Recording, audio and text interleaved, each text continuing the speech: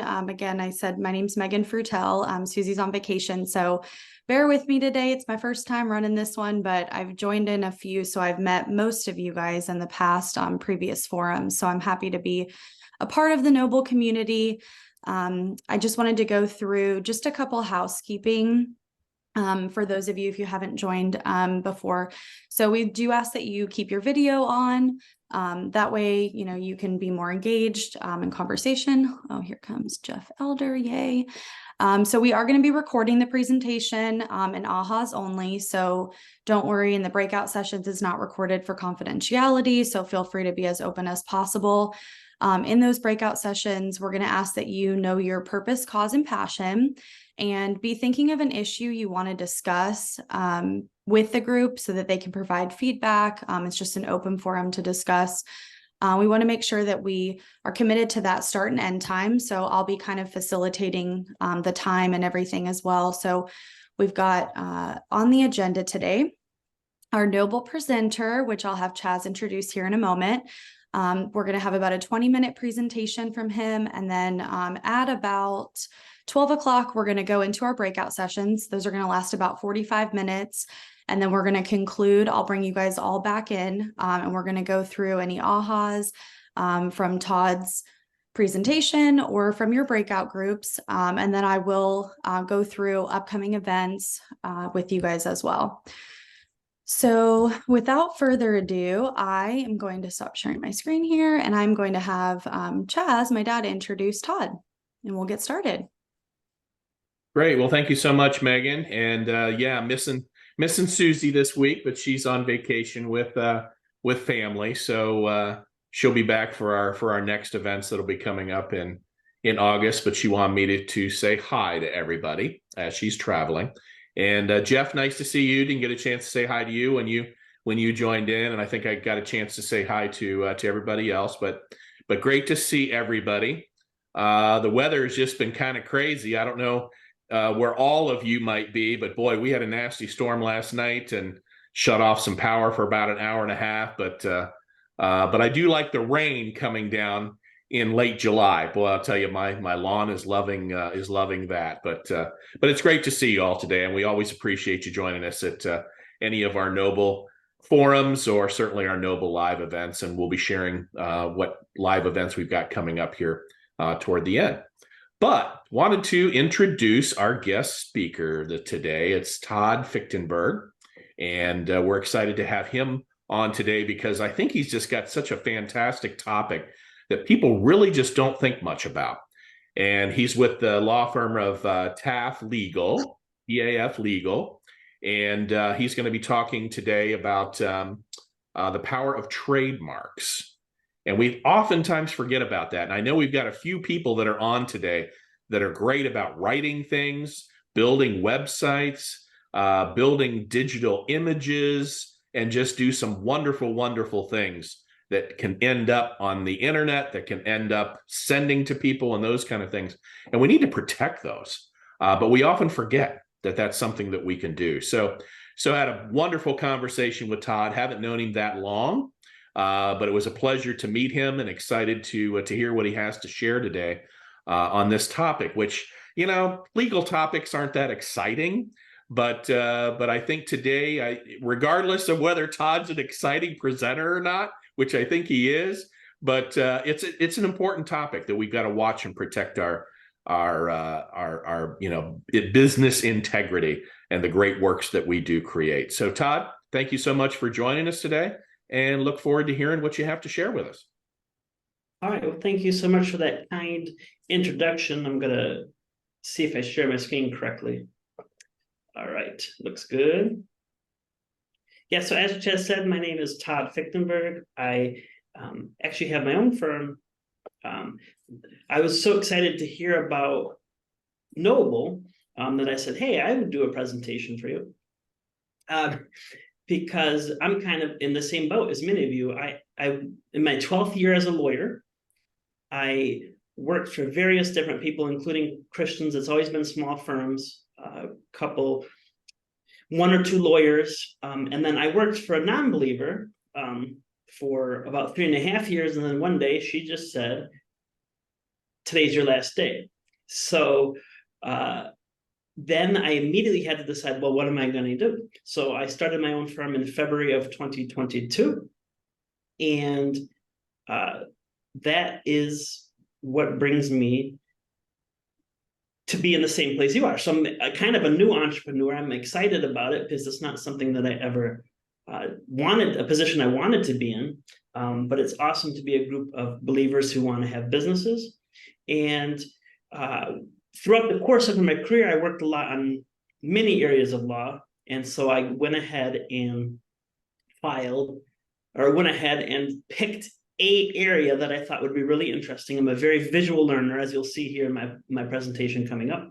And so I picked trademarks because it's something I've always worked on the last 12 years.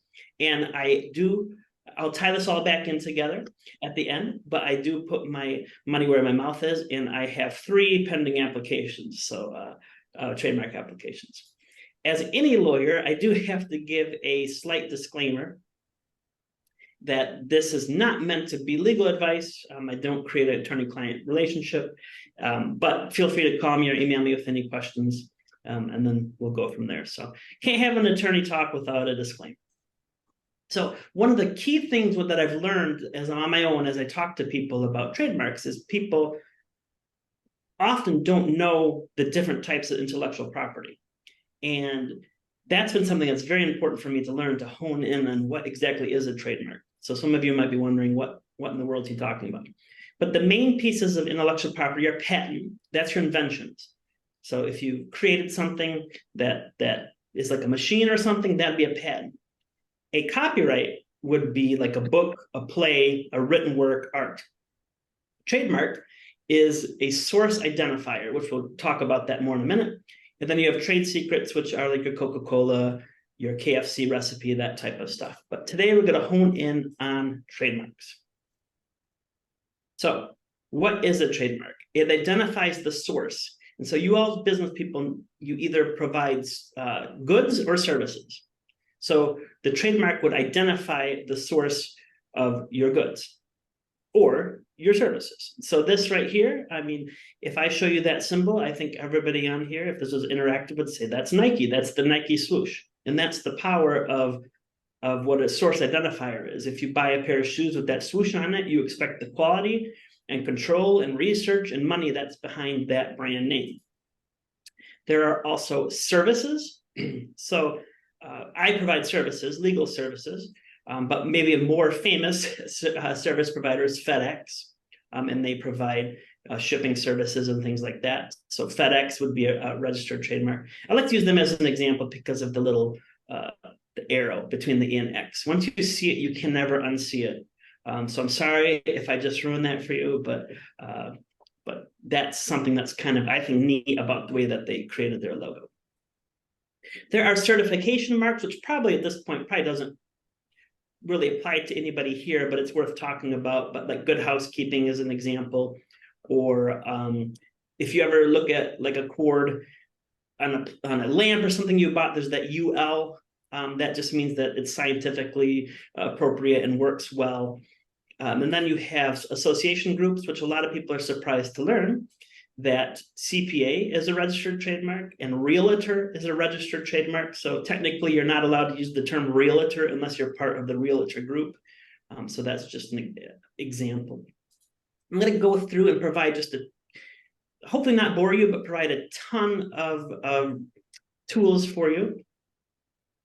And to basically give you ideas of what can be a trademark, what can identify the source of my business, of my goods and my services. So logo is the most common version. The word is also very common, and slogans. And then there's a bunch of other kinds that we'll talk about later. But we already talked about the Nike swoosh as a logo, and we know that that's Nike. And then what's their slogan? If it's interactive, just do it. So those are examples of one company utilizing each of those elements, a logo, a word, and a slogan. And then there's a bunch of others that we'll be discussing in just a moment. So you can be as creative as you can thinking about ways to represent your business. So I always say maybe a different attorney would think differently, But my opinion is that the word mark is always stronger than the logo.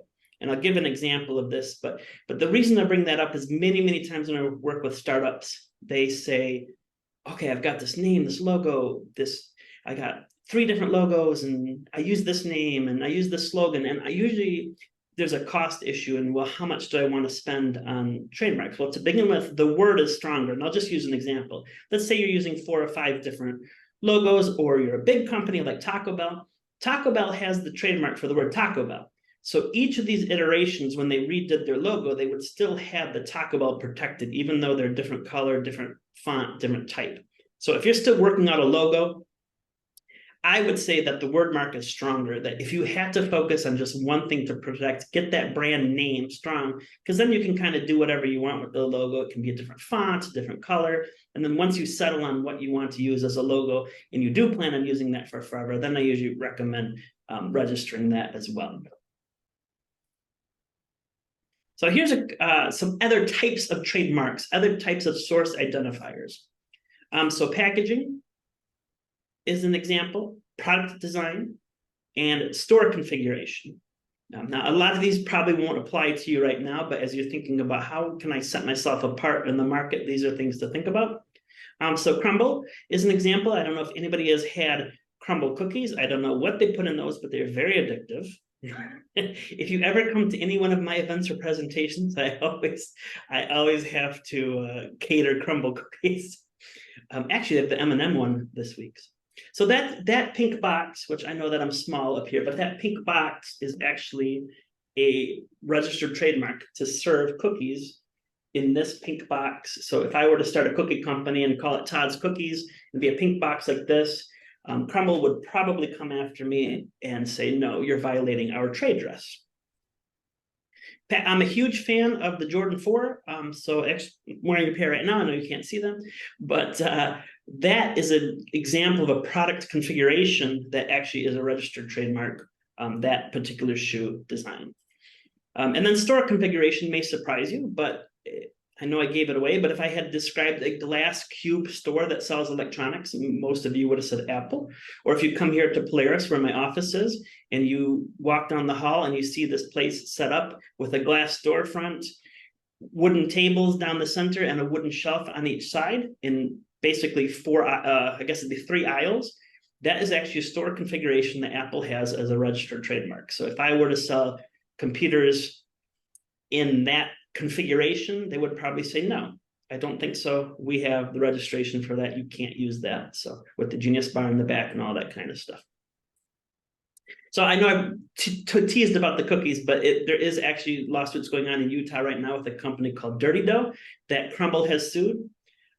This is just, I don't necessarily recommend this, but this is kind of a funny way that that company has they've actually used it as marketing, saying, hey, look, this big company is coming after us as a little guy. So they're using it as advertisement. Cookies so good, we're being sued. So it kind of cracks me up a little bit. It's maybe not the most advisable thing, but it's working for them. So I have no idea what the outcome of that case will be. Their box is actually orange. So most trademark lawyers and academics don't really see how you can protect the configuration of selling 4 cookies in a box, because I mean, how else are you going to sell cookies? So if they use pink, I think they'd have a stronger case, but they use orange, so I'm not sure how that's the same. But we'll see what the courts say. So other types of trademark, I won't get into the nitty-gritty of the law, but these will require what's called acquired distinctiveness or secondary meaning, and all that means it's hard to do. That you can think about it and do it if you've been in business for 5 years or more and have used it exclusively in the market. Shape is also difficult, and sound. So the color, the best example is UPS brown. Purple actually just received registrations for purple mattresses. So it is something that is possible to do if you've established the market in the color. I will say it's difficult to do. Shape is a little bit more common. The most popular example is the Coca-Cola bottle. The registration they have on Coca-Cola has on that. Some other examples are the Hershey Kiss, the Lego, the minifig Lego. So there are possible ways that you can protect the configuration of your product itself. And then sounds. Hope that went through, but that was the NBC 3 chimes, the MGM Lion Roar, 20th Century Fox. Those are examples of registered trademarks that are sounds. So again, pretty rare and difficult, but possible if you get something that really identifies the source of your goods and services. So my favorite one is a sense. Play-Doh, you may not know, or if you know, that smell, I love that smell. They actually have a registered trademark for the scent of sweet, slightly musky vanilla fragrance with slight overtones of cherry combined with the smell of salted wheat-based dough. I have no idea who came up with that language, but doesn't it work? So whoever worked on that got a registration for it for Play-Doh. So if you think about Play-Doh, it does identify the source. A different example is Crayola. Crayola lost their case because the PTO said that no, the smell of wax has nothing to do with the source of your goods because all crayons smell the same basically. But if you came up a way to get your crayons to smell, I don't know, like bubble gum or something like that, you might have a potential trademark on your hands. A couple other examples, a bunch of restaurants on here, Dunkin' Donuts, Qdoba used to have them. They don't have these anymore, but Portuguese Tacos. There's a company in Vegas, the Pink Box Donuts. So door handles is kind of the next thing that I'm wondering if we're going to see more registrations. There's not that many filings, but you're starting to see these types of things pop up. So thinking about creativity, like what if I have a storefront, what does it want to look like? Or what do I want it to look like? All right, so now I'm going to be a tiny bit boring. I'm going to talk a little bit, go through these slides quickly, about the distinctiveness spectrum. So if you ever hear the word, well, that's descriptive or that's generic, those typically cannot be a trademark. So if you have a company that sells water bottles, you can probably call it the water bottle company, but you probably won't be able to get a trademark for it. Or something that's generic. It may surprise you that words like aspirin, yo-yo, escalator used to be registered trademarks, but now that's what we refer the product as. So they no longer have registrations. So generic and descriptive is not good. And that's why when I work with clients, I'm like, come up with something really, really creative. Don't make it really simple. Suggestive examples would be like copper tone is an example because the product itself isn't copper tone, but what it does is it gives you a copper tone. It's a suntan lotion. Or like arbitrary words that are just the best example is Apple used for computers. It's totally arbitrary. So like you sell, the water bottle company, I'm going to name it phones or something like that. That's just a silly example. I came up off the top of my head, but fanciful made up words, that's usually what I encourage. I know that people are really, really set on having the brand names that they like, but at the beginning of your business is when you really want to focus on how do I get this to be something that's so distinctive that if somebody copies me, I know that they're copying me. And then I can go after them and say, wait a minute, I've been doing this. You can't steal what I've developed. You can't confuse my customers into believing that you're me. So just a couple quick examples of generic marks: aspirin, zipper, escalator. And then there's a few that they're in danger of becoming generic. So Xerox, you may see sometimes Xerox takes full page ads in those things called newspapers that we don't really read anymore, but they take full page ads and say, please don't use, if you're making a photocopy, please don't say I'm Xeroxing it, because they want to protect their name. Velcro did a really funny video. If I do a longer presentation, I usually show it about how not to use the term Velcro. It's actually called hook and loop, believe it or not. Google is an opposite example of something that could be deemed generic, but it's not. And I'll show you the difference. So if I say I'm going to Google something, 99.999% sure I'm going to google.com to do an internet search. I'm not using Ask Jeeves or Bing or something like that.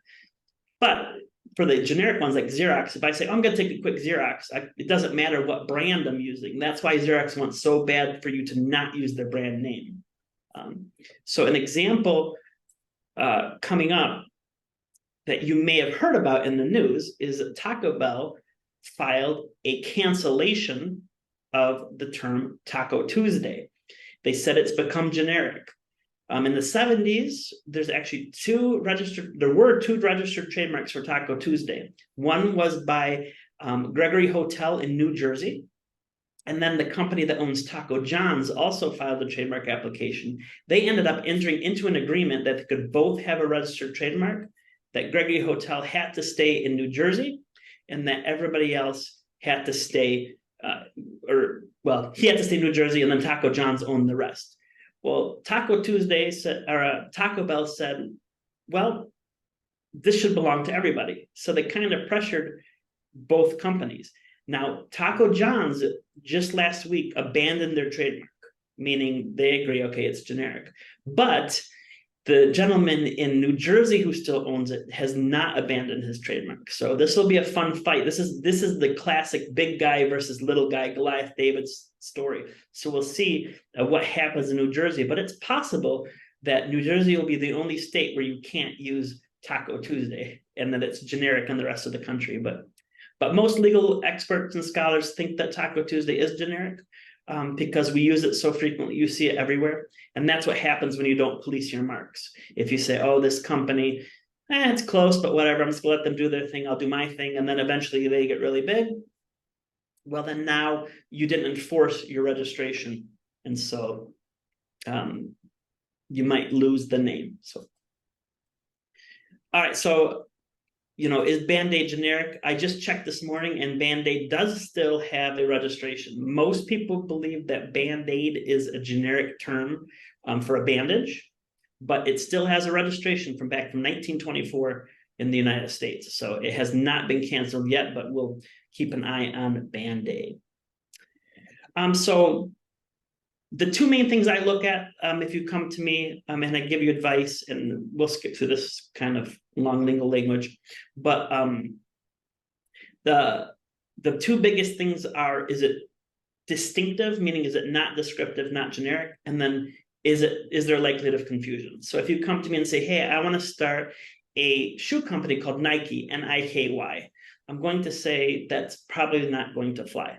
And so that's the two main things that we look at when we think about, do we have a trademark that we could go for? And an example is Chipotle. This is another example of a big guy beating up a little guy, that Chipotle sued Sweetgreen, because Sweetgreen created a Chipotle chicken burrito bowl. The way this case was resolved was that Sweetgreen changed the name of its trademark, changed the name of its bowl to Chicken Plus Chipotle Bowl. And so Chipotle was happy and said, okay, you're not using our name at the beginning. So we could talk a whole half hour about this and how should we be allowed to use generic and descriptive words like Chipotle to describe your restaurant, even though they've been in business for 20 plus years. Up there it is, yeah, the Chicken Plus Chipotle Bowl. So I'm going to quickly go through the timeline just in case you do think about wanting to file. You file a specimen with your application if you've already used your mark. Just so you know, the PTO is very behind. They're about 10 months behind. So one of the things that I do, or any trademark attorney or anybody who's going to help you, is do a search to clear basically those two things we talked about. You file an application. In 10 months, you get an office action, potentially. My goal is to get no office action.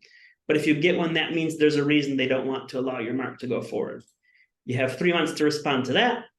If the PTO accepts your argument, you get published in the official gazette, which gives other people the opportunity to oppose your mark. It's a 30-day time period that can ask for extensions. And then if nobody opposes it, then you get your registration certificate. So the whole process from filing, I should say from search to registration, is approximately 12 to 18 months. So it's a very long process. So that's one of the reasons I encourage new businesses to do that now. Because let's say you file an application and it doesn't really work out, you're not going to know that for another 2 years. Now, a year and a half. Now you've spent all that money on your letterhead, on your business cards, and things like that. So that's why if you have a name that's important to you, it's important to get it cleared early. If you're thinking about using it in the future, you can file an intent to use application. And so that's an option as well. And I'm nearing the end of my time. So I wanted to tie some of my faith into my practice. Oh, I did want to give one other tip. You cannot use the circle R unless you have a registration. But if you're thinking about protecting any name, logo, slogan, you can use that TM or that SM to show others that you are thinking about protecting that. So why a registered mark? Protect your business slogan name, protect your brand. A lot of my clients, they really want that circle R. And then it allows you to send cease and desist letters to others. So anybody who's an entrepreneur, owns a business, sells goods, provides services, has a name, slogan, logo, anything that's unique, musicians, if you sell anything on Amazon, that's who I'd recommend.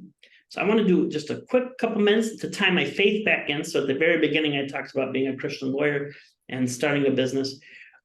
So is it an oxymoron to be a Christian lawyer? Maybe some of you in your businesses get that from people too. I get that all the time. I get people laugh and say, oh, you're a Christian lawyer, ha, ha, ha. But there is a way to develop, and I think that these key ingredients, integrity, honesty, humility, apply to all businesses, not just the law. This is a trick question, but who on this list, judges, examining attorneys, opposing counsel, clients, clerks, security, custodial staff, who do I respect the most in my business? Only the judges. No, just kidding. Like everybody. It doesn't matter who you come in contact with in the business. You need to be respectful of everyone and treat everyone with respect. And so the reason I bring this up, it may be different in your fields, but my judges, like if I am disrespectful to their staff or nasty to their staff, they know about it. And it affects the way, even though I didn't treat them directly inappropriately, it affects the way that they handle cases that I bring in front of them. Reputation goes a very long way. It's hard to build, but very easy to lose.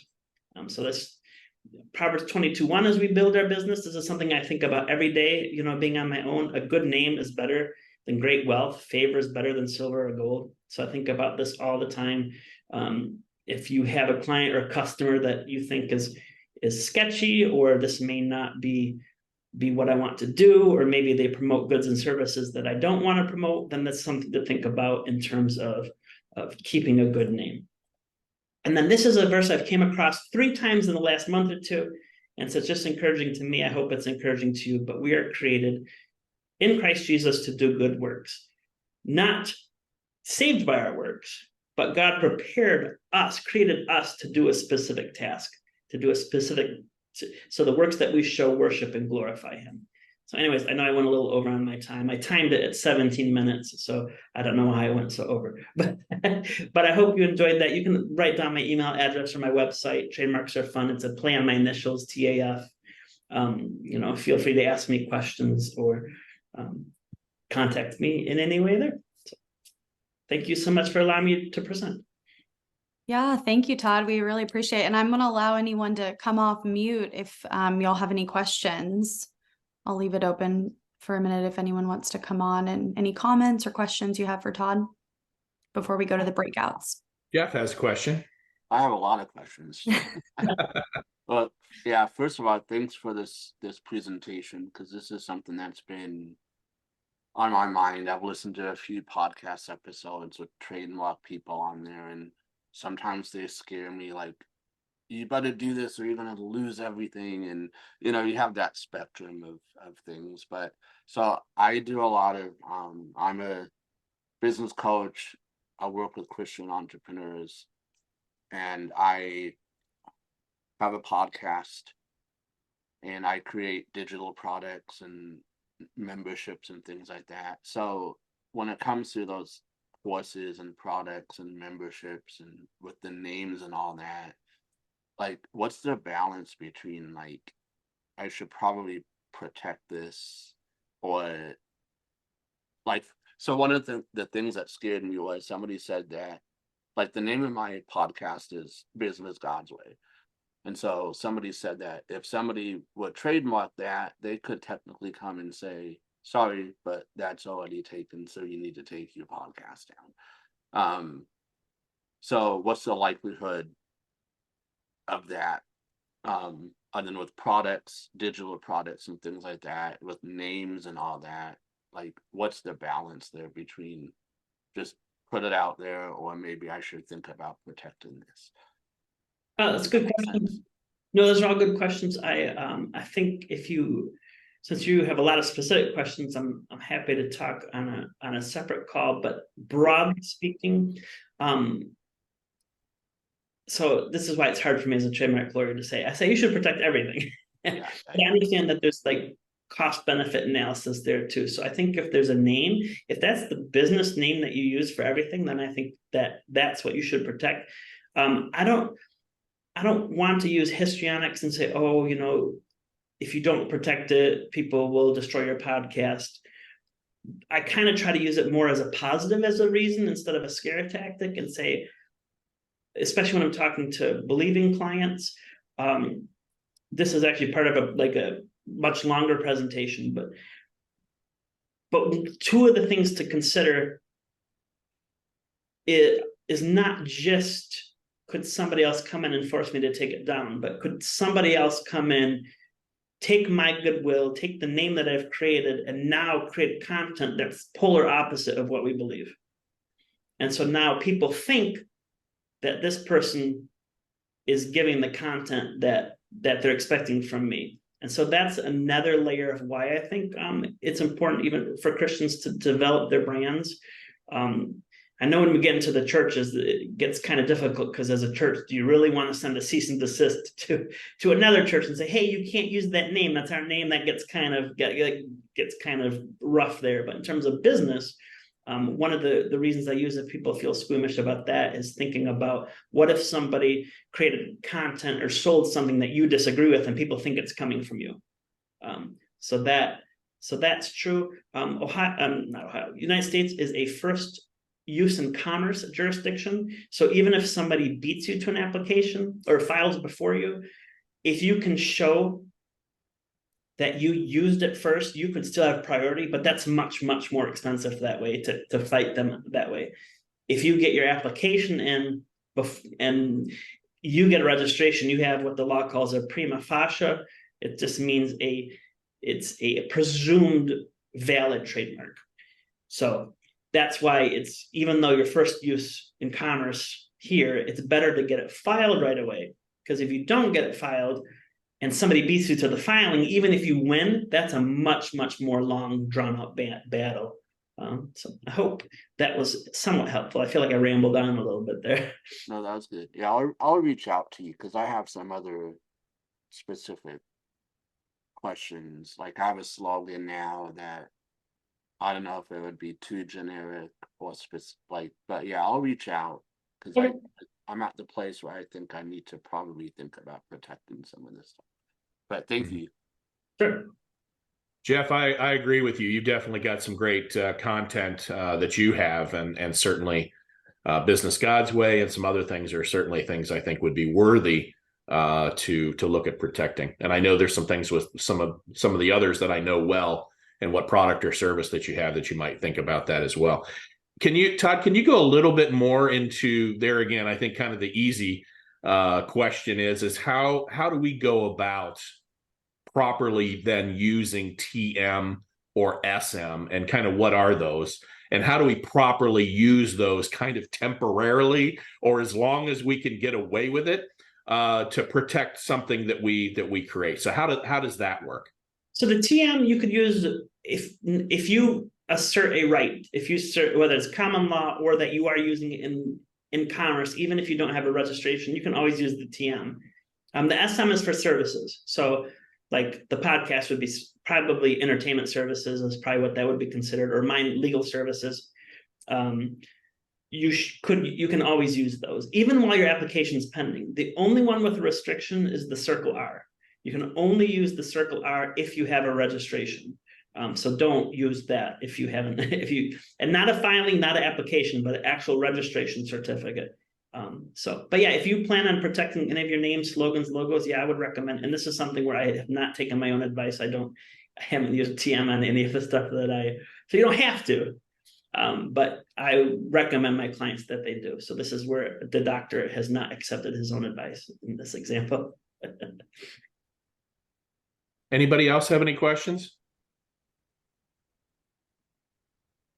I know this is helpful to me because I certainly think about things that I do that I would consider protecting, and so I suppose then at least the TM or the SM might be at least a good start to trying to protect something.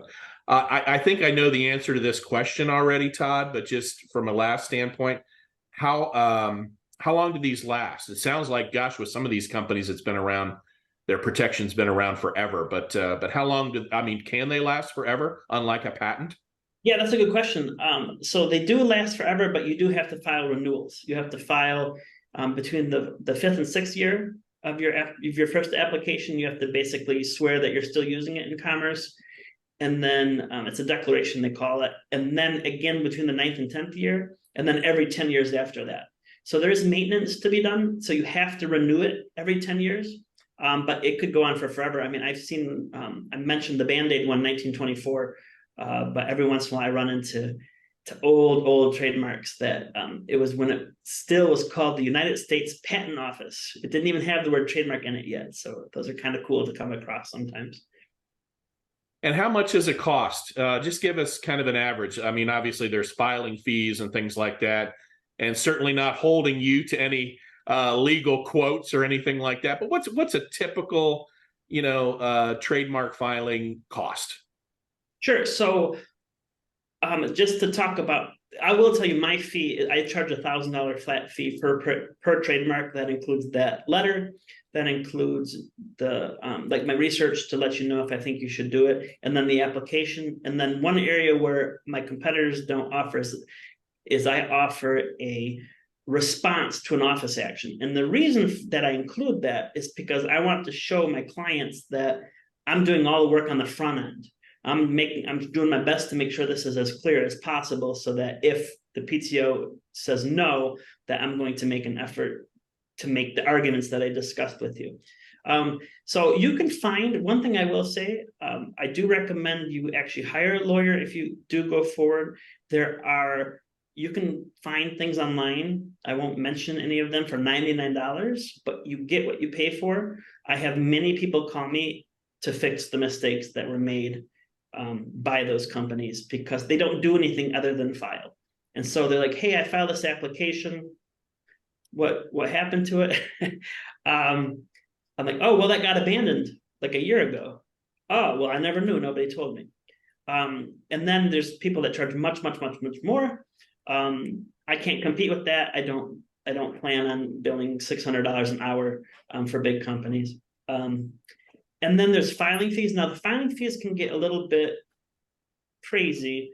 They're $250 per mark per class. And what that means is that I didn't make in my presentation, but there's 45 different classes for goods and services. So like burgers is a different class, from clothing is a different class, from entertainment services. So that's why I used the podcast example that Jeff was talking about. I'm pretty sure that'd be in class 41 for entertainment services.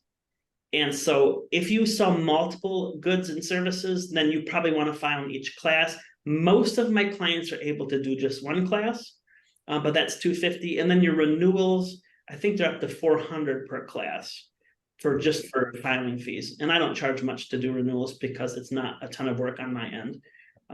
So the filing fees can get a little bit pricey. In the patent world of things, they have different pricing regimes, like if you're a big business versus a small business, but they don't have that in the trademark world. So we're stuck paying the same filing fees as everyone else. Great. Perfect. Any other questions? So I guess now we're going to go ahead, and for the sake of time, there's going to be 3 groups. I'm actually putting in the chat what you're going to want to go over. There's going to be 3 groups, and Todd, we will have you in a group too, if that's okay. And basically what we're going to have you go over is you're going to have a 2-minute introduction. So you're going to say your name, company, purpose, cause, or passion, and an issue or topic that you want to discuss with the group. So you'll have your intro, and then next you're going to have 7 minutes, I would say about 5 to 6 now per person to go over your issue more in detail. And share with the group. So we will assign, so each group you'll assign an integrator and a timekeeper just to kind of keep track. I'll probably bring you guys back in at about 10 till just so we can go through the ahas. And again, this won't be recorded, so I'm pausing it now, and then I'm going to go ahead and open all the rooms. So hopefully everyone's clear on that. I am going to give a 5-minute warning, and then a 2-minute, and then you'll get a 1-minute as well. So I hope you guys enjoy, and I'll see you in about 40 minutes. I think we're just waiting on one more group here.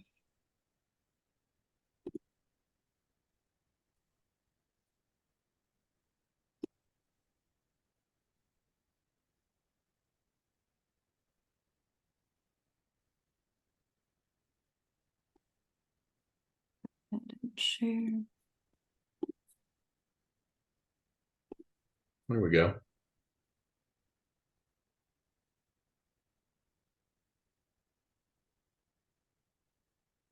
We have everyone back now. Looks like it. Perfect. Okay, so now is the time to share your ahas or any other feedback from the discussion previously. So I'll leave it open to y'all.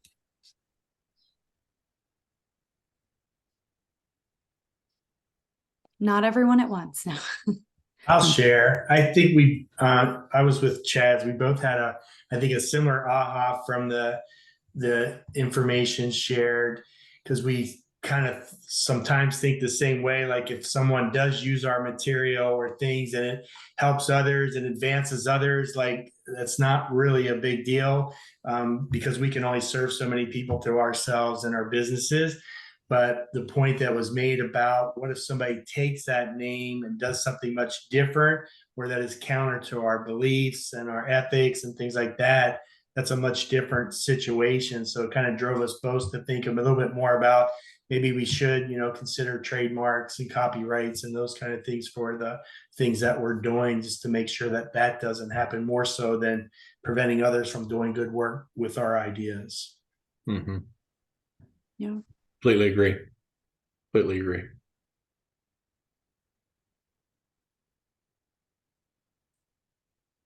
I think too, you were just able to cover one, area of protection, and copyrights and other things were certainly things that you certainly didn't have time to be able to cover today. So we might want to think about doing a live session, which is what we call our on-site ones at Oasis City Church or whatever, and maybe have you come in and do a longer session that would include some of those other types of protections too. And certainly there would be some people that would find that to be very valuable. Just so you know, I don't actually practice in patents, and I don't do a ton of copyright, but I do actually have a Christian Legal Society has an event in October that I will be doing a CLE, continuing legal education and IP for churches. So I do talk a little bit about patents, a little bit more about copyright, and then a ton about trademarks. But I do have a much, much longer presentation that covers more. Okay. Well, we'll certainly talk about that. Anybody else have any questions or ahas? I have a bit of a piggyback on that last comment of yours, Chaz. Do you have any experience with intellectual property protection, like an idea or a concept? Are you asking me or Chaz? Yes, you. Sorry. Oh, sorry. Well, that's actually another great question. Is that that's why I love doing these, because it makes me think of ways to present differently. You cannot actually protect an idea. So even in the patent world, it has to be put into practice. Trademarks have to be used in commerce to protect them, and copyrights you have to have created it. You can't protect ideas. You have to protect what actually exists. So if you're developing a company and you have an idea, you don't want someone else to take it, but you're working on developing it, what would you do then? So if you're talking about trademarks as source identifiers, you can file what's called an intent to use, but that will not go valid until you actually use it. So for example, if I wanted to change the name of my business, I file an intent to use the application today, I get that date as my priority date, but I do have to prove within 3 years, I have to prove that I've used it. It's supposed to be 6 months, but you can get 5 extensions. And of course they charge a filing fee for every extension. So it could get pricey to do it that way, maybe a little bit more expensive, but you have to file a statement of use and then it'll go back to the date that you filed the application. But even that technically isn't really protecting an idea, because if you ever not do it, it'll be abandoned. And that happens a lot. When I do research, like, oh, this is a cool idea, but they never actually used it, so it became abandoned. Todd and Caden, I'm wondering if Caden wasn't referring maybe to a non-disclosure agreement, an NDA, that if he shares his ideas with others, what protects him from them using that. I'm not sure, Caden, am I on the right track here? It's software, so it's very difficult to. That's kind of a gray area, and patents and all that stuff is what do you do with software? Yeah, it's actually, so I used to teach a class at Columbus State, and that is exactly what I said in IP. I actually had that as an exam question, which IP is best suited to protect software, because the answer is none but all. Because the courts are constantly confused on how to handle that. But yeah, that's a good question. I think, in my opinion, to me, the thing that makes the most sense about software is if you were to but you'd have to publish it. If you were to say, here's the code. The problem with software is that somebody could figure out a different way to do it and not copy your code. So yeah, that's interesting. But yeah, as far as non-disclosure agreements, if you talk to a lawyer, obviously there's confidentiality. Like, I couldn't share your ideas with anybody. But yeah, if you're doing an angel investor or something like that, then yeah, you definitely would want an NDA. Okay. Question. All right. So now I just wanted to share with you guys, I have my screen pulled up here. So, and thank you all for being here today. Thank you so much, Todd, for all that information. And then the questions asked are great too. Coming up, our next forum, knowledge forum, is going to be with Joe Lorenz, and it's on transferable equity value. And that's going to be on August the 10th. Again, it's 11:30 to 1 Eastern. That'll be, you'll hop on virtually. And then we've got Jeff on the call. I can have him if he wants to add anything, but we've got a live and hybrid. So I'll be hopping on hybrid because I'm in Dallas. But there will be a live at Oasis Church from 9:30 to 11:30, and that's Saturday, August the 12th. So mark your calendars. That one will be really good. Jeff, do you want to share anything specific on what you're going to be sharing on unlocking creativity with AI? Yeah, I'll say to entice everybody is if you want to streamline your business in terms of content creation, because I think we all know good content is vital to a business, and you're stuck, you don't know what to do, you get frustrated, so you don't do anything at all. But you need to come to this workshop, because ChatGPT is gonna blow your mind in terms of what it can do. I use it now literally daily in my business, and it has helped streamline so much of my content creation. So if you need content, you struggle, you're interested in how to use AI to streamline that, then I would say this is the workshop for you to come to. Excellent. Thank you, Jeff. I'll be on virtually for sure. And I'm sure Susie will send out the link and everything so you can log on and register for that. If you can't make it in person and you can go on virtually, that's great as well. So here, a couple QR codes. So there's one for the noblewisdom.com, getting connected on LinkedIn in our community group. So if you want to go ahead and take a look at those. And then lastly, we will update, or we will put on YouTube this presentation that was recorded. And then I believe we have one more from last week we have to add as well. But there are 3 on there currently. So feel free to take a look whenever, go back in. And if you guys need anything, feel free to reach out to me or Susie, Chaz, or Doug too. So that's all I've got here. If anyone else has anything, otherwise, thank you guys for your time, and hope you guys have a great rest of your Tuesday. Well, it was great Yeah. seeing everybody today, and I really learned a lot from that, and it's motivated me to take a serious look at least using the TM, SM, and Todd. I probably will be reaching out to you along with Susie and our web guy that's handling our web for us for Noble, and just see maybe some of the things we should consider to move forward in that direction. So thank you very much for your time today, and for everybody else. It was great seeing you and being able to share with you today.